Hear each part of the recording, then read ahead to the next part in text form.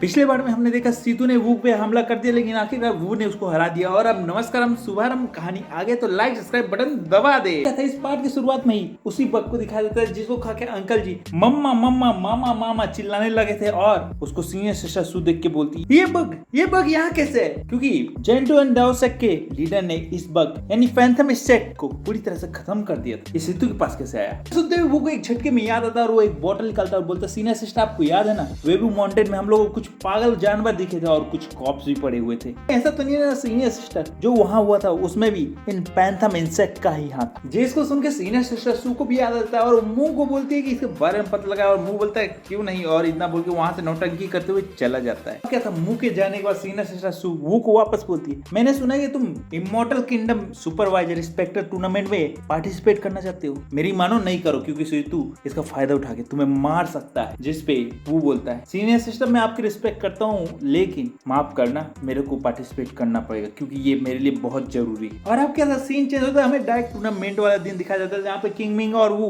आए रहते हैं और वो अभी भी बैठ के कल्टीवेट कर देता है। बाकी ऑडियंस भी इंतजार करती रहती है, लेकिन तभी किंग मिंग बोलती है अरे भाई कब होगा ये कंपटीशन स्टार्ट, क्यों नहीं हो रहा है, इतना टाइम क्यों वेस्ट हो रहा है। लेकिन तभी सुप्रीम प्रोटेक्टर वहां जाती है और एल्डर को टूर्नामेंट स्टार्ट करने का ऑर्डर देती है, जिस पे एल्डर रूल समझाने लगते हैं। बोलते हैं कि अगर कोई जानबूझे किसी को मारने की कोशिश करेगा तो उसकी कल्टीवेशन को तबाह कर दिया जाएगा और किसी भी सेक्ट में उसको आगे चल के एडमिशन नहीं मिलेगा। बस यही रूल याद रखना। और इसके साथ कंपटीशन शुरू होने वाला रहता है, लेकिन हमें सीतू को दिखाया जाता है जो स्माइल देता है। हमको समझ में आता है कि वो चाल चल रहा है। भैया ऐसे टूर्नामेंट में विलन कब रूल मानता है, हीरो ही पीटता है। आई मीन पहले पीटता है फिर दूसरों को पीटता है। एक एक करके सारे डिसाइपल आके खड़े होने लगते हैं, अपने आप को इंट्रोड्यूस करते हैं और उससे दूसरा डिसाइपल हट देने लगता है। जिसको एक डिसाइपल हराता है तो दूसरा आता है, दूसरे को हराता है तीसरा आता है, ऐसी नंबर चलता जाता है। उधर वो अभी भी कल्टीवेट करता ही रहता है। दूसरी तरफ हमको सीन दिखाया जाता है जहाँ पे एक एक डिसाइपल जो हारता जाता है बाहर एरिना के गिरता जाता है। ऐसे ही टूर्नामेंट आगे बढ़ने लगता है और किंग में बोलती है वो तुम अभी भी कल्टीवेट कर रहे हो, इधर टूर्नामेंट चालू हो गया। जिसपे वो बोलता है अभी मेरा नंबर तो नहीं आया है, मुझे कल्टीवेट करने दो। जिसपे वो बोलती है तुम्हें किंगडम जाने की इतनी जल्दी क्या है? वो बोलता है कि 1 साल से मेरे को कोई खबर नहीं आई है कि वहाँ क्या चल रहा है, इसलिए मेरे को जाके खुद ही देखना होगा और इसीलिए उसको ये टूर्नामेंट किसी भी हाल में जीतना होगा।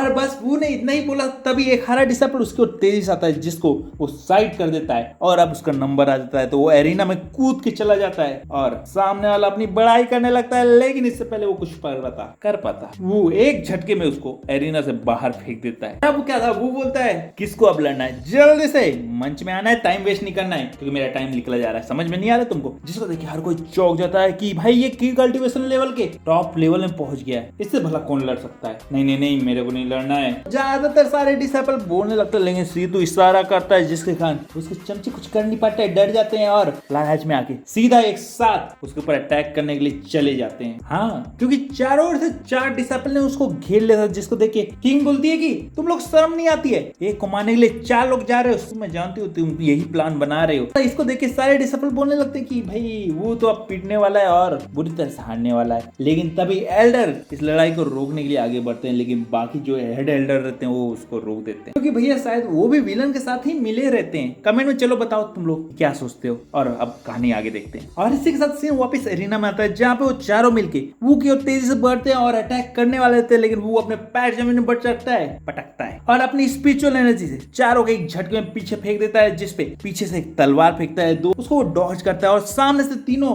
अटैक करने आते रहते हैं। उनको अपने आयरन पोल से एक झटके में हवा में उड़ा देता है और उनके पास पहुंच के 1 2 3 को मैदान से बाहर फेंक के एक ही झटके में हरा देता है और पीछे वाले को एक लात मारता है। वो तो बेचारा मैदान से बाहर गिरते गिरते बचता है, लेकिन इससे पहले वो चौथा बंदा खुशी बना पाता कि वो नहीं गिरा है। वो अपना पोल फेंकता है और वो पोल से टकरा के बेचारा वो भी एनिमेट हो जाता है। तो देखिए हर डिसाइपल चौंक जाता है और अब किसी के और से भी लड़ने की हिम्मत पहले से नहीं थी तो अब और भी नहीं रहती है। और इसी के साथ उसको विनर बनाया जाता है ऐसा उसको लगने लगता है और एल्डर ऐलान करने वाला लगता है। सुयान खुश होने लगती है, लेकिन सीतू कहाँ ऐसा सब देख पाता है और वो तुरंत खड़े होता है और बोलता है एल्डर 1 मिनट, आप ये बहुत गलत कर रहे हैं। इस हरामी सॉरी सर, इस कचड़े को स्पेक्टर बना के सही नहीं कर रहे हैं। ये तो सिर्फ की कंडेंसिंग लेवल में है और इसको इमॉर्टल स्पेक्टर बना के एक किंगडम में भेजना हमारे सेक्ट की बेइज्जती है। जिसको सुन के एल्डर बोलते हैं की कंडेंसिंग लेवल तो क्या हुआ, कौन सा इसने पाप किया, इसने सारे अपने प्रतिद्वंदियों को हरा के ये गेम है जीता और इसीलिए इसको स्पेक्टर बनाया गया और उसे भी इस कंपटीशन में काबिलियत देखी जाती है, किसी कल्टीवेशन लेवल नहीं। समझ गए लड़के? जिस उनके दूसरा एल्डर बोलता है सही कहा आपने एल्डर, काबिलियत काबिलियत देखी जाती है, कल्टीवेशन नहीं। इसका मतलब आप साफ ये कहना चाहते हैं कि की कंडेंसिंग लेवल के ऊपर अगर किसी का रेम है तो वो भी इस टूर्नामेंट में पार्टिसिपेट कर सकता है ना एल्डर? क्या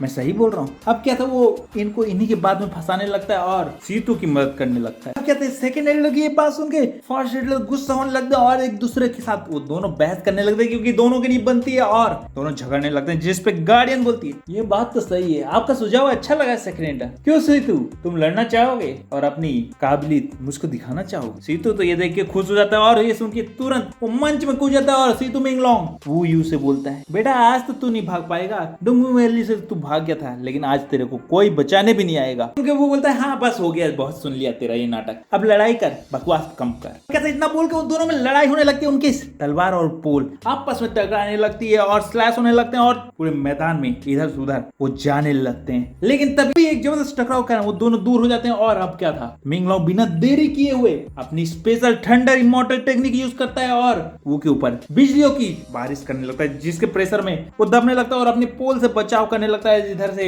मिंगलोंग बोलता है, अरे लड़के तू एक बार मर चुका था लेकिन क्यों दोबारा जिंदा हो गया, अब मेरे हाथ से मरने फिर से आ गया, लेकिन चलो एक साल तू जी लिया वो काफी था, अब तेरा समय खत्म हुआ। अब क्या था, इतना बोलते सीतू मिंगलोंग अपने स्पेशल स्वॉर्ड टेक्निक चलने वाला रहता है लेकिन सामने से ओपन हेवन टेक्निक यूज करते हुए तुरंत वो उसकी ओर बढ़ता है और एक जबरदस्त अटैक से उसको ढेर कर देता है, ऐसा उसको लगता है। लेकिन सीतू वापस से खड़ा हो जाता है और हंसने लगता है और बोलता है, अरे यार तेरा ये चीटियों वाला अटैक मेरे ऊपर नहीं चलने वाला है, तू बहुत कमजोर है लड़का, तेरे को समझ में नहीं आ रहा है, बहुत हो गया, तूने मुझको बहुत गुस्सा दिला दिया, अब देख मेरी D1 पोजीशन टेक्निक को जिससे मैं तुझे एक बार में खत्म करता हूँ। और इतना बोल के वो तुरंत वो की ओर देखता है, उसकी आंखों में शैतान दिखने लगता है और वो चारों ओर से ठंडर उसे गिरने लगता है और ठंडर D1 टेक्निक एक्टिवेट कर देता है। जिसको देख के हर कोई चौंक जाता है और सुयान तुरंत खड़ी होती है और बोलती, तुम्हारी हिम्मत कैसे हुई डिमोनिक टेक्निक यूज करने की? यहाँ इतना सुनते हुए गार्डियन तुरंत अपनी एक उंगली उठाती है और अपनी स्पिरिचुअल पावर से सुयान को दबा के चुप करा देती है। क्या था, सीतू मिंगलोंग भी देख लेता है कि गार्डियन उसी को सपोर्ट कर रही है और कुछ नहीं बोल रही है, तो वो खुश हो जाता है और वो